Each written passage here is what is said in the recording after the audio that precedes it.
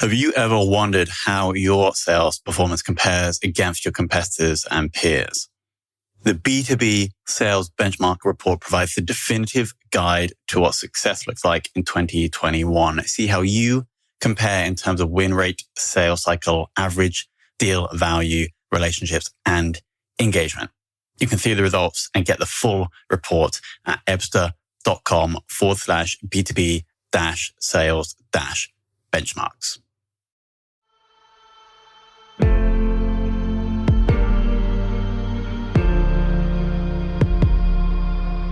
This is Sales Ops Demystified, the #1 most downloaded podcast in sales operations.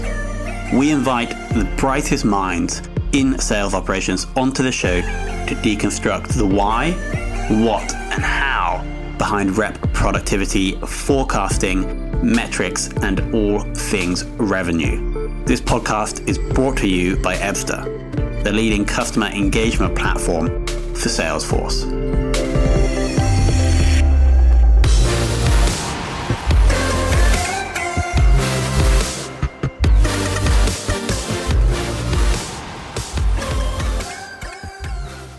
We became a doctor, and I couldn't become the last one because I couldn't do science. So I had to work out what to do, and I went for the simple choices. It wasn't you could join a business. Joining a startup was seen as very risky for the kind of majority of people, or setting up your own business. Startups didn't really quite exist.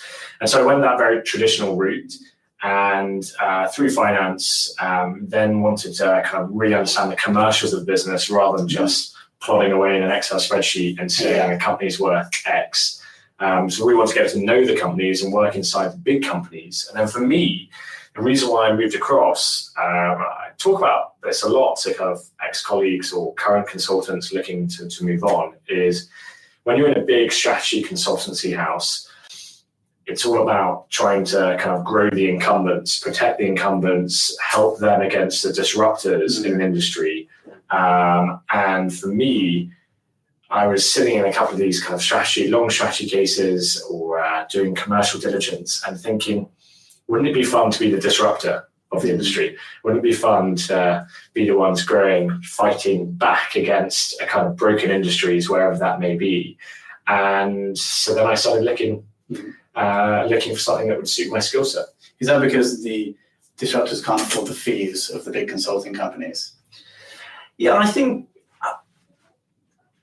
the consulting company wouldn't be able to help them really because they're so used to helping big corporates manage big projects, lots of stakeholders, billion-pound companies. It'd be A, they wouldn't be able to afford them, and B, it'd be overkill. They wouldn't know what to do.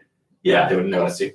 And so then when you were considering what role you would take in one of these disruptors, how did you end on operations? Because there's probably a few different things you could have done, right?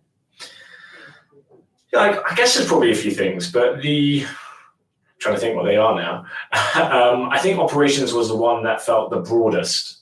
And for me, I kind of always enjoyed working with different types of people across different kind of teams, being challenged. The exciting thing about being a consultancy firm is that you see lots of different things. You're not just in a company for 20 years. And that's what I thought operations would give me. But if I'm being honest, I had no idea. I honestly had, looking back, I saw a problem. I really bought into the mission that our CEO was talking about. I'd just gone through a mortgage experience myself. Interesting. It was super painful. And I thought this is something that I can get behind, and hopefully I'm going to figure out what the role is, what I'm going to do, and how I'm going to try and have some impact along the journey. So let's try and understand this now. The operations team within Trussle, can you explain the structure?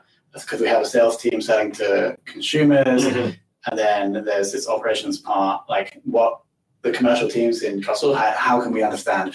Yeah, so we're 130 people now, but we weren't, especially when I joined and before that, and it was never really thought of as a sales team. Even internally, we wouldn't really necessarily call it a sales team. We're trying to get the best advice to advisors. Mortgage advisors. We're trying to get the best advice to consumers who are coming to us either to remortgage, purchase, to either save them money or give them the best, and also to give them the best experience they can have. And in that sense, we weren't a traditional sales team in that sense. In fact, we were fighting back against what can be in the mortgage industry, a sales team that goes after the revenue of a customer and says, "Oh, I'm not going to help you because your mortgage is too small for me. I'm not going to help you, or I will, but I'll charge you a fee." We wanted to break that and say, if you've got a £50,000 mortgage and if you've got a £10 million mortgage, that's one each. And so in that sense, we weren't really the sales model. And the person that hired me, who I look up to, was a VP of operations. We didn't have a concept of sales, and he was growing out a team trying to work out, okay, if we have a mortgage advisor here, how do we make them as efficient as possible? And so for us, a kind of traditional sales enablement is advisor productivity. How can we say that one of our team members can help 5 times, 6 times more customers than a traditional mortgage broker sitting in an estate agency or on the high street? And therefore, it's about productivity, which is kind of cost efficiency as opposed to revenue growth in that sense.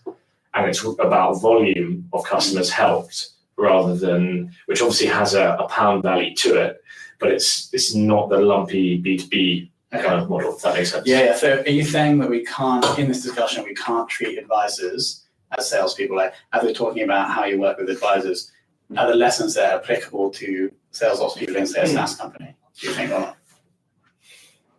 I think so. I think we've gone on a journey. As you know, we've had a VP sales join in January, Tom Glasson, and what he's tried to do is professionalize our approach to kind of mortgage advice, taking the best of our customer experience with also having a repeatable process that we can scale.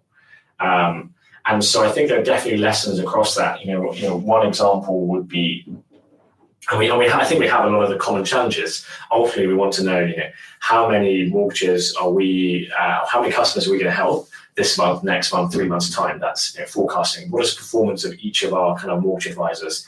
How do we incentivize them in the right way to produce the right results? How do we motivate them? How do we have the right setup so that they're set up for success? How do we take tasks away from them to make more efficient? How can we? So, ultimately it's the same thing, but I think the nuances of a B2C environment versus a B2B make it quite different, even though fundamentally you're both trying to get a result for the customer, whether it's a big, whether it's a company or a consumer. Got it. And this is actually the first B2C company we've had in. So just before we move on to the questions, 130 people in total. What's the size of the advisor team and then the size of the operations team supporting them? So we have about 60 people or so that I would constitute sitting in what we have a broad spectrum of kind of sales and operations. And really within that, you've got your mortgage advisors. We then have a support team that help the customer through the second part of their journey, which we call case managers. We then have separate kind of operations roles to create efficiencies along the way, as well as a customer experience and a customer success team. And then separately, our data team sit within kind of data engineering, but then there's a crossover and a key stakeholder into that data team. So, is there a sales ops function? No, but really, I guess our structure at a top level is kind of a head of ops, a head of sales, a head of customer experience, and that as a group is kind of how we kind of try and get the best of the customer. Got it. And you are head of customer experience? The operation side of that. Yeah. So there's sales, customer experience, and ops. Got it. Awesome. So can we now move into questions? So technology that you guys are currently using to manage this big map of people. So we have many more customers than a similar size. We have about tens of thousands of signups or 10,000 visitors to our website every week. So that's a kind of volume game that we have. And then separately, we receive lots. So customer comes to our website.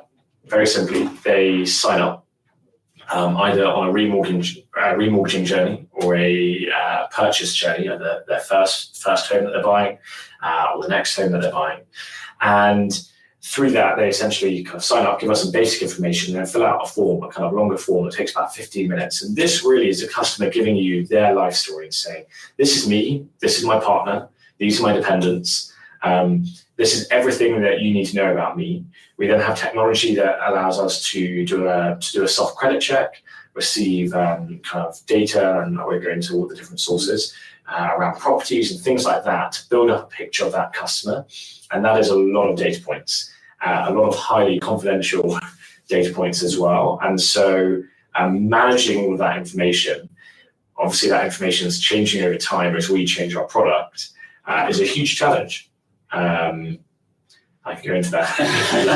But then the internal technology that yeah. you're using to try and keep track of those customers and then make the advisors efficient. Yeah, absolutely. So we made a decision a few years ago to essentially build our own proprietary CRM style system. And in that we have our sourcing system, the way that we keep track of the customer journey. And that was very good for a while, but it's becoming, it gets more difficult to use and requires, I need to make this change. I want this to be, you're adding to an engineering backlog where you're thinking, if they weren't doing this, could we be doing something else? And so we are evaluating whether we should be thinking about getting an external system. I'm not going to use the S word. I'm not using the S word or equivalent. But separately to that, we so have our own proprietary system. And then we have the way that, and that's how we manage our internal workflows. Yeah. We have a separate communication system. So we talk to our customers via email, live chat, and telephone. And so we have 3 different stacks there. And all of this feeds into essentially a central data warehouse. And we used to be a free user of Metabase, which is where we get data out. And now we've gone to much more self-service in the company. We started using Looker recently as a way to kind of manipulate data and get real understanding out of that. But yeah, quite a complex stack that we're looking to simplify. But it's one of those things that as the company evolves, you kind of pick the path of least resistance to get you set up in what you need to do. Are your team responsible for deciding what kind of, like you're saying about potentially moving to the S word? Is that your team who are driving that? So we're not thinking moving to the S word. We're not going to move to the S word, I don't think. Yes and no. I'd say that we are a stakeholder in it, but actually it's being led by the CRM team separately, which traditionally might be part of a kind of ops kind of view, but I think the commercial relationships have traditionally kind of sat with me. So, when we're renegotiating our contracts with these vendors, sat with me as we think kind of about what the greater eco kind of system looks like as our product expands. You need to get more than one person involved in that. And we've recently hired a kind of head of CRM who's managing that life cycle. Who's got a lot of experience in those vendors. Yes, your Salesforce, your HubSpots, your Freshworks, etc., as well as the long other list that he will be leading on that project, which I'm quite happy for. Now I want to focus on the advisors quickly. What's one thing that you've done that's had the biggest boost in productivity for them? It's a really good question. I've spoken about this before, but Tom and I got together and we thought we're realizing that we're having pressure from the business. So, need to be growing. And how do we motivate a group of people who, are always fixed resources? They've got inbound customers coming. They're not calling out and saying, I need to make this many calls, this many appointments.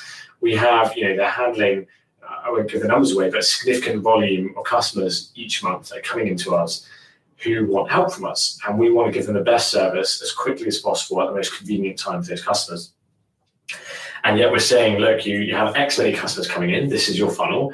How many of those do you think you have the ability to get to Y? And the way we're doing it is saying, okay, well, we're doing this very complicated model that says based on the customers we had 3 months ago, 2 months ago, 1 month ago, based on what we know the kind of conversion curve looks like and how long it takes for people to move, what is the kind of target conversion rate that we're trying to get to make our kind of our numbers look better at the next board meeting?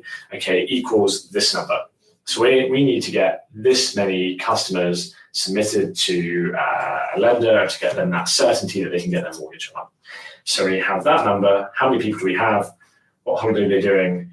Okay, so if you're on holiday for 1 week, we're getting this. If you're not, it's that, etc., etc. Here's your number. That's the traditional way of doing it. Yeah. Here's your target, commit to it, and off you go. So we started to think about this, and we said, hold on a second. And we were reading around, had a great presentation from Dimitar from Heresy, who is all about the burn down chart. So essentially you have your kind of target for the month, and then you can kind of track and essentially using that agile sales. If someone's spoken to you about that before one of your topics. But we said, what happens if we take a risk? We say to the team, your choice. What number? How many customers do you think you have the ability to help this month? Bearing in mind that we're a growing business and we want to push our productivity, what could we do that could improve that? So you've said it's X, let's say it's 50. What would you need from us to make it 55, 60, 65, 70? And we said to them, the target this month, we don't know. You've got 3 days, sit down with your sales manager, have that discussion, and tell us why you want to hit that number. And what we found is that it was very weird at the beginning. I think the best quote I had was, "Is it a trick?" It wasn't a trick. But ultimately, in the first month, the number that we came out at was 5% higher than the model number, without telling anyone what that number was. And then if I'd given it themselves, then that number would have been 5% lower than the number when we added it all up, or what everyone gave us. And the psychology behind it is also that you're much more likely to overachieve a target that you set yourself and believe in than a target that someone else has given to you. If I said you need to call 20, if you need to close 20 customers next month, or if I said you said to me, I'm going to close 18 this month, I'd probably think that you get to 20, if you see what I mean. Because they have the ownership of the goal. Yeah, and so really what we're trying to tap into there and kind of subscribe to is this kind of down pink model of kind of within Trussle. How can we give our employees autonomy? How can we ensure that they can get mastery over their kind of part of the business? And how do we really tap into their purpose? Like, why are you here? Why do you want to turn up to work every day? How can we use that as a motivator rather than this kind of carrot stick of, you're in trouble if you don't hit this number, or we'll pay you lots on this, because it doesn't work. And it isn't a sustainable growth platform. So focusing on people and giving people the comfort and the certainty of how we compensate people and how we do performance management, but with the autonomy that they set what they want to achieve. Yeah. Maybe with a bit of nudging sometimes, is really powerful. And so what they said they were going to achieve was slightly higher than what you would have forecasted. Can you share how they actually performed? Like, did they actually go then and beat the target, or did they come in lower? So we've been doing this since May, and I have every day I kind of update it. You can get software to do this for this. You can actually do it super easily in Excel and have some automatic charts come from your database. And I can see on an individual basis what everyone's kind of burn down is, if that makes sense. We call it kind of velocity. I see it at team level. At the beginning, it was kind of, when you look at it backwards, you can see these gaps opening up. Then now we're kind of nice and smooth, all going underneath it. And so, it's really exciting to see. Now, focusing on advisors still, bringing new advisors into the business, as I assume you've probably done over the last few months. How do you get them up to speed and productive as soon as possible? Really good question. We thought about this quite a lot. And what we did before is we had kind of 3 squads of advisors. And with fairly new kind of sales managers in those squads, calling team leads. And 3 new joiners come, you get one, you get one, you get one. Take them under your wing. Show them, our fairly complex systems, and there's some compliance systems. It's different from being on the high street. You've got to speak to someone on live chat. If you fill out our profile, we say skip the queue. You can talk to us right now. These voice brokers before, a lot of them had been working in high street agencies where someone comes in the front door. It's very different. And that wasn't really working because there was just such a difference. There was no playbook. There was no, this is our process. It was very iterative and different. If you're in squad 1, you do it this way. If you're in squad 3, you do it that way. And if you're squad 2, in that way. And if you move someone between the squads, God, it's a nightmare. So what we did is we hired a new team leader. He took over one of the teams from a competitor, actually. And then we set up an academy. And we set up essentially a training squad.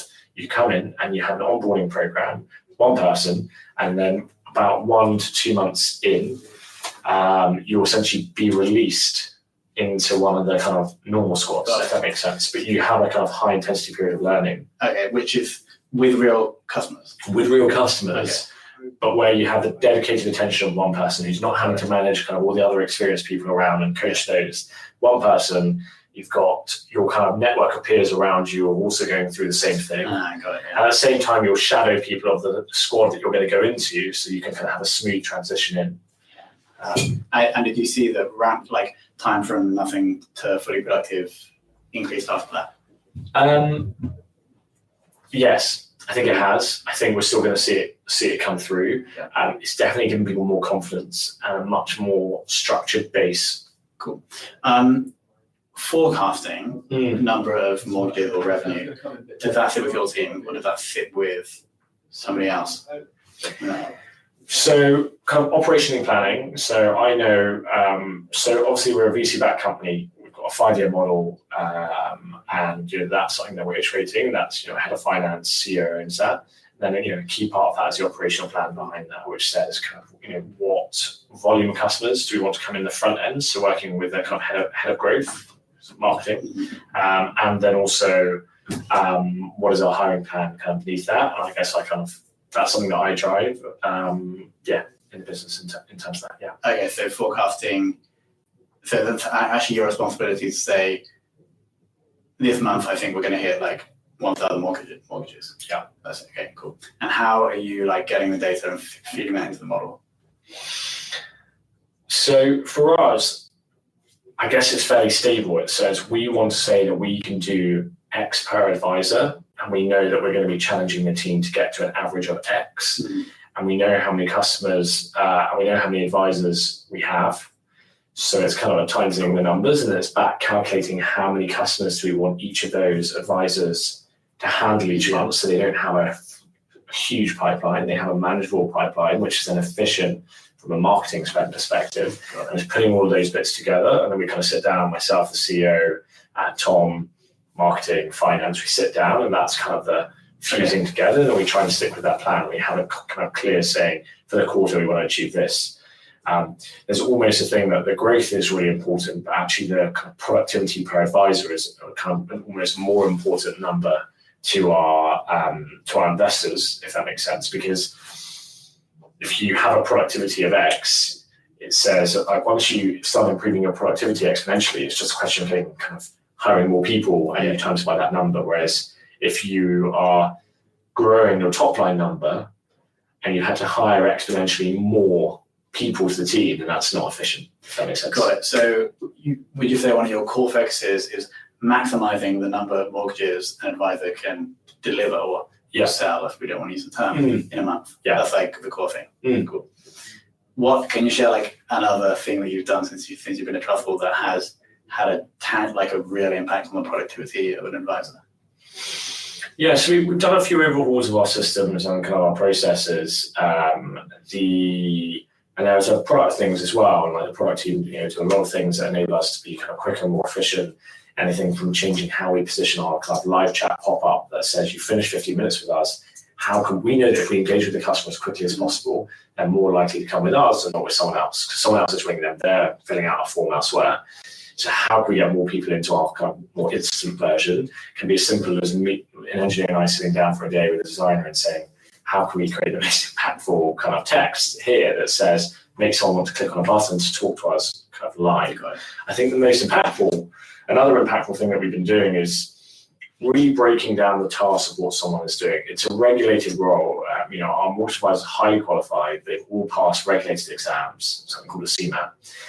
And it's picking out in that kind of like A to Z of the mortgage journey, what is actually a regulated activity? What's not? Where could you get support on? What is just kind of really the frustrating parts of their job? And saying, okay, how can we hire quickly to take away, it might be data entry, it might be rotating documents. Customers send us documents in all different forms. We need to send them on. Someone that's well paid, kind of one of our well paid advisors should not be kind of cropping, rotating, flipping, etc., etc. And so we what we did there is we said, look, we'll try and do this as quickly as possible, and then we'll work out how much of an impact it's having after that. And so we use an agency. I don't know if I should be kind of like taking out the names. We use an agency where I could hire someone really quickly, great online platform, a company called HeyTempo, where we can hire someone, get them in on Monday to perform this role. It's a basic role, and we just want someone that's committed, and we can just extend that contract on. So in the end, we hired 4 people who are fantastic, 2 of which are staying on. We converted all 4 onto a kind of contract with Trussle. And that meant that we could take away significant volume of tasks to make the speed from customer to kind of lender quicker, but also more efficient. Got it. And so there are tasks that your mortgage advisors don't have to do and shouldn't be doing, and though you've extracted them, so you can fit more mortgages into there. Yeah, so they can help more customers and do what they're best at rather than what they don't want to be doing. And ultimately, then they get more job satisfaction from that because they're doing more of what they want to do and they love, and not what they don't want to do. Got it. What do you think is the most insightful metric that you use? Good question. Most insightful metric, or maybe the most useful. I think when it really comes down to it, the most important metrics in your business is really understanding your unit economics. And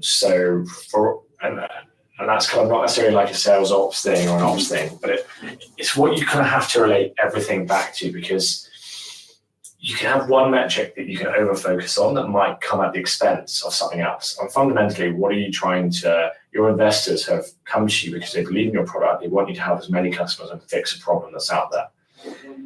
But at the same time, there's only so much putting money on a fire that a classic VC investor wants to do. They want to say, is this going to be a company that can grow and be profitable, and therefore you can keep your employees employed and help more customers? So, our unit economics are our revenue minus cost of acquisition minus our cost of sale. And so, how much is the cost of acquisition? What is the cost of a completed customer that's gone through a very complex journey? Cost of sale, how much does it cost us to produce the volume that month? And that you get your gross margin. And if you look at those in isolation, you say, oh, I'm not going to do this because it's really bad on cost of sale. You might be saying, oh, look, this type of customer is super expensive for us from a cost of sale perspective. But if it's super cheap to acquire, it might net itself off, if you see what I mean. And so having a holistic view of your unit economics, making sure everyone knows what unit economics actually means. We have a thing on Slack now where you can do /tell me unit economics. And across a number of different kind of acronyms in the company that Shireen, a company, she built it. So that's the most important thing. Because if you don't know how you actually make money or the path to profitability, then you don't know if you're not making the right decisions. Got it. And final question, who in the world of operations would you, or have you learned the most from? I'm going to be really difficult and not say kind of one person, because I think the best thing about a startup, especially a small company, and especially operations, is that you have kind of the ability to interact, make decisions with, learn from people across all parts of business. Before I joined Trussle, I didn't know my SEO from my SEM. I didn't know my SQL from my Python. And I didn't know what to control F in all the contracts that I had to look through quickly before I had a legal look through. And so I certainly didn't know that I had to install the projector in the ceiling as well when we moved office. So I think everyone's an influence along your journey. I couldn't really pick out the individuals. I think really investing in a startup in what the technical engineering side means, how they work, what the schedule is, what you can do to make things easier, and understanding that process is super useful. I think the most valuable, one of our senior data engineers, really being able to crack problems, say, look, I want to understand this about our customer. Like, we asked a question, I was like, what is the best time for a customer to create their profile in a week? We have people create their profile at 2 a.m. What is the best operational time for them to create a profile? How do we rethinking about not what hours we want to work, but what's the best for our customers? And really sitting down and tackling those problems is exciting. What is the best time for someone to fill out their profile? Yeah, I didn't say that. That was all times. Okay, all of them, yeah. So that was super interesting. It was more holistic than we normally do, which I think is good.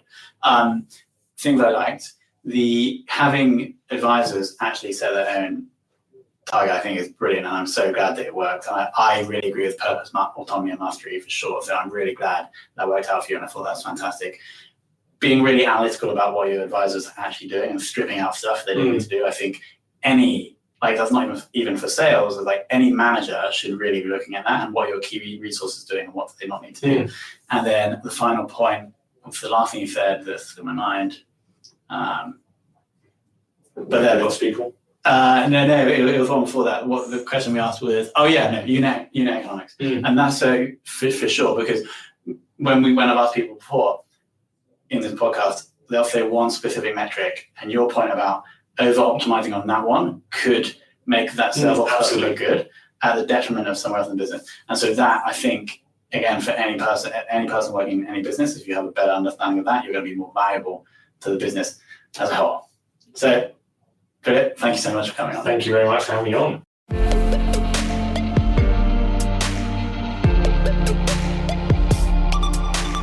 Thank you for listening to this episode of the Sales Ops Demystified podcast. If you are listening on a podcast listening application, then please subscribe, rate, and review. And if you have any questions about the show, if you know a guest, or if you have any questions about sales operations, just hit me up at tomhunt@ebster.com. That's tomhunt@ebster.com.